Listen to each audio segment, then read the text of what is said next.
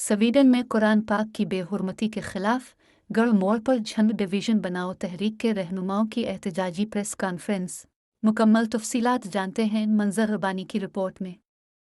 गढ़ महाराजा स्वीडन के मौलाओं की जसारत नाकाबिल बर्दाश्त है। अंसर सदी की जंग डिवीजन मौलाओं पर मुकदमा अंदराज कराएगी इम्तियाज रहमानी। तफसीलात के मुताबिक जंग डिवीजन बनाओ तहरीक के मरकजी सदर रहे अंसर सदीकी और सीनियर रहनुमा शेख इम्तियाज रहमानी ने मकबूल फूड सेंटर गढ़ मोड़ पर प्रेस कॉन्फ्रेंस करते हुए कहा कि स्वीडन में हुकूमती और अदलिया की छतरी में मुसलमानों के जज्बात को दानिस्ता मजरू किया गया है और कुरान की बेहुरमती की गई है। तहफ़्फ़ुज़ कुरान हमारा ईमान और सरमाया है। कुरान मजीद फुरकान हमीद और हर मुसलमान की रेड लाइन है। हम न सिर्फ मजम्मत करते हैं बल्कि मुकामी थाना में मुकदमदारी कराने की कोशिश करेंगे। इस मौका पर जंग डिवीजन तहरीक के दीगर रहनुमा आमिर अली लंगा, शेख राशिद, मलिक इरफान हैदर, मोहम्मद उमर फारूक, मंजर रबानी, नजाकत अली, आमिर अली भी मौजूद थे।